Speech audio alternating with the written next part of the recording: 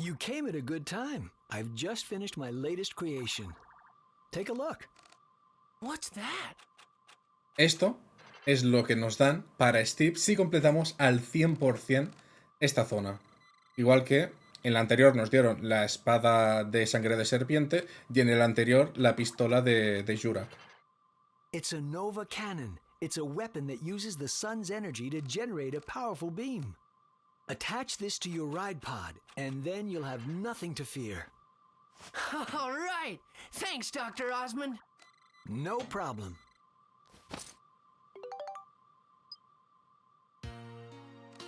Vamos a ver cuánto nos consume el cañón este.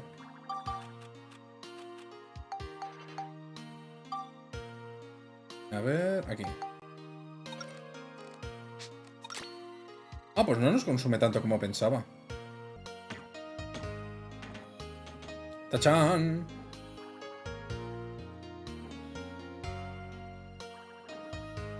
Just think of what I can make with all this. This is Lunatic Wisdom Laboratory, the greatest research facility in the world. This is the central lab, the biggest research room of them all.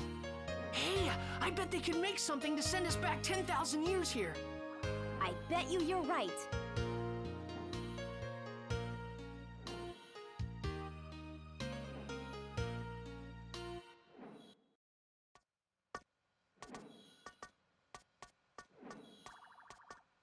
Thanks to you, the lab's been completely restored to its former state. I really appreciate it. Now let me explain my plan for getting you to Griffin 10,000 years in the past. Really? Sure, there's nothing this Luna lab can't do.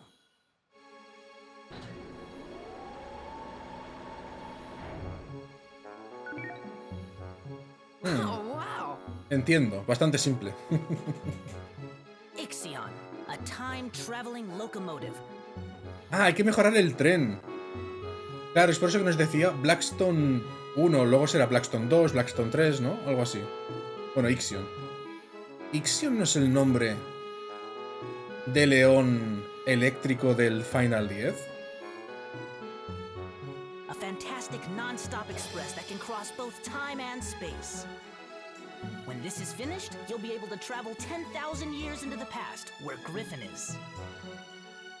Amazing. How much longer will it take? Let's see. Let me check. Dr. Jamming. ¡Míralo!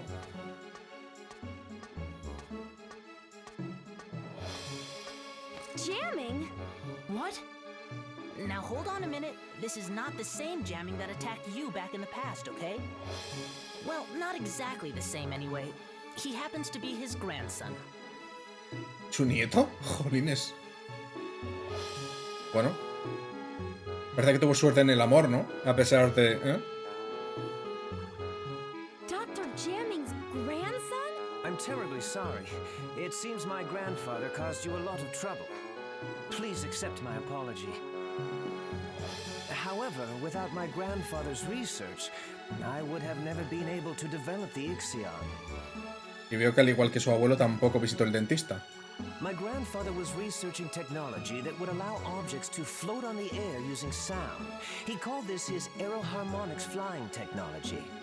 However, he came to a dead end in his research and became desperate. That's when Gaspard persuaded my grandfather into becoming one of Griffin's servants. But when he lost that battle to you two, he had a change of heart. He rededicated himself to his research and was able to perfect his aeroharmonics technology. He perfected aeroharmonics? Many flying vehicles were developed after that, based on his technology. Of course, the Ixion here takes advantage of the same technology, and by combining it with the space-time control panel I developed, my grandfather has passed away, but before he died, he told me I should use his research for something good and just. No, parece que sí que hizo un buen cambio. I try to carry on his wishes, and I think that by continuing his research, this world can truly be saved. Dr. Jamming. He was quite a guy. Yes, and you helped him become the man he was. Well, I wouldn't necessarily say. But that's strange. In the history I know, aeroharmonics technology was never perfected. Our travels must be creating a new history for the world. Do you think that's okay? Claro, a ver. ¿Qué esperabas que pasara? Well, I'm still getting the hang of this, but I'm thinking that maybe history as you know it is not necessarily the one true history. Huh? As well as fixing the flow of time that Griffin has disrupted, we've also been able to add new flows to it. And though these have been different from the original flows, maybe they're meant to be the real world history. Ultimately, you could say that even Griffin himself is playing a necessary part in creating a new, complete history. Caray, Max ha espabilado, con el tema del estudio espacio-tiempo. Griffin? Necessary? You can't be serious! Well, why not? Doctor, something terrible's happened. The rebel forces in the west are coming under attack from Griffin. What? Attacked? Get me Elena! Huh? Elena. Your name, Mother. Just who is my mother? And why isn't she with us? Even my own father wouldn't answer my questions. Now I realize that Father hoped I would find out those answers for myself.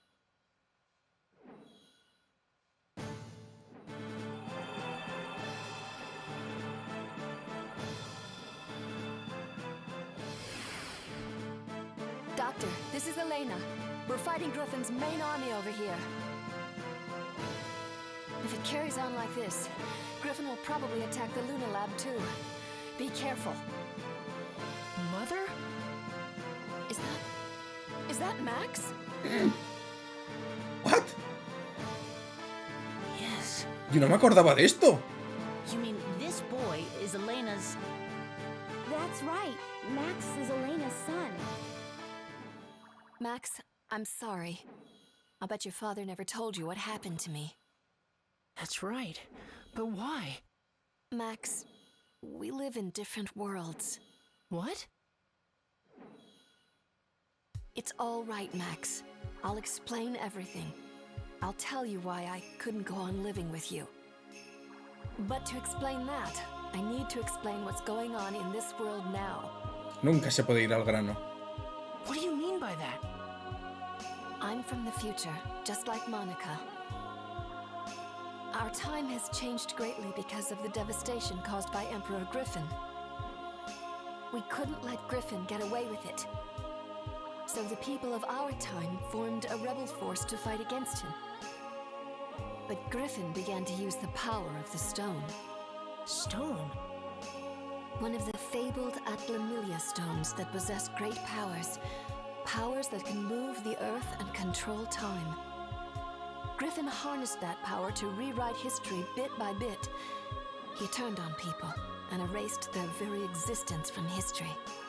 Atlamilia are strange jewels with a will of their own. They choose their owners themselves. Legend has it that Atlamilia will only choose for their owners people of good heart. We don't know how Griffin has managed to get his hands on one of the Atlamilia. But the fact is, he can use the power of that stone. And for us to be able to fight him, we needed one too. 3 Atlamilia exist in the world.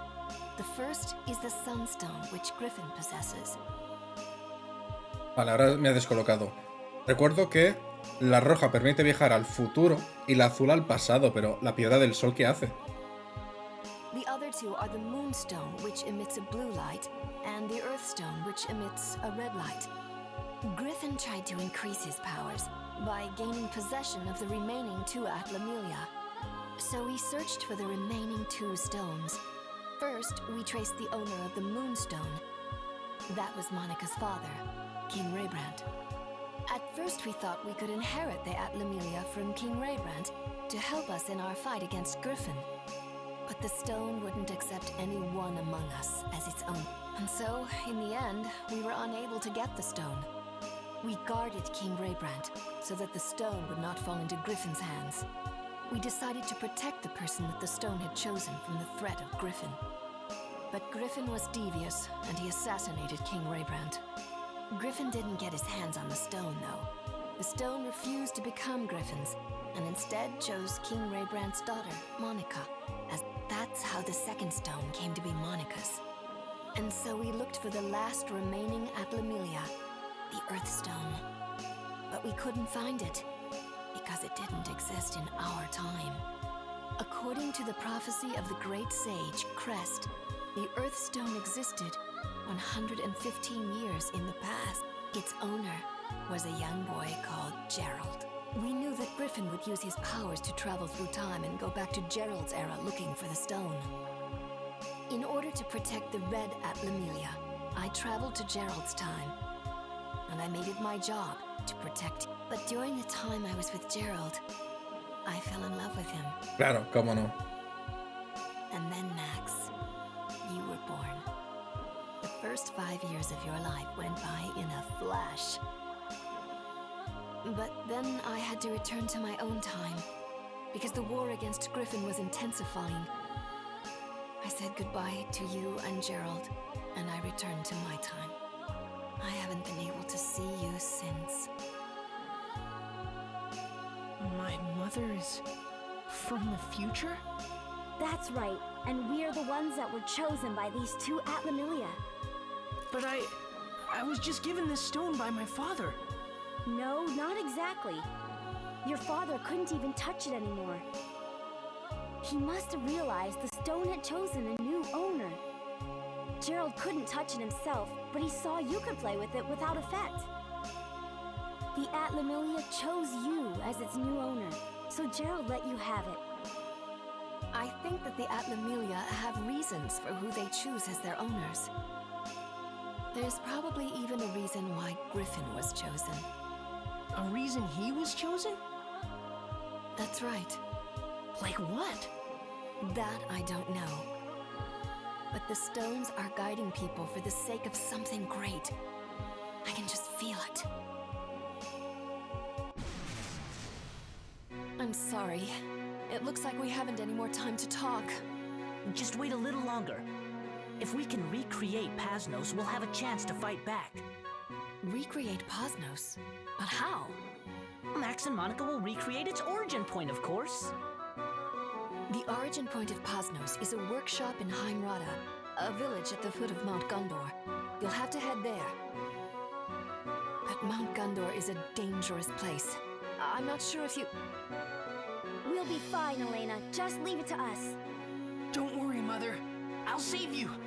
Just stay here. Max, okay.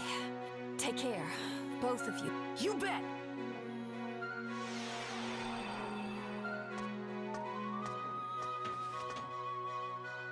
Hurry now and set out for your next goal. The volcano Mount Gondor. Y esta es la zona donde yo me quedé cuando estaba jugando en la Play 2, porque como se me colgaba el juego, no pude avanzar, y lo intenté semanas. A huge factory, the Gondorado workshop, will be built there in the future. That's where the rebellion army's ace-in-the-hole Pasnos will be built. Pasnos? It was the mobile stronghold of our rebel army. Griffin wiped Pasnos out, but if we could bring it back, I bet we can make a counterattack. Then let's go to Mount Gondor. Me estoy imaginando que os estáis imaginando una especie de estrella de la muerte, pero no, ¿eh? ¡Hey! No hemos acabado. Aquí unos extras. Recuerda dejar tu like, presionar el gran botón rojo a su derecha si no lo has hecho ya y dar un campanazo. Puedes ver cómo juego en directo en Twitch, que es la versión sin censura, y si te gustan las aventuras tienes los enlaces de mis libros y más en la descripción. Te veo en el próximo vídeo.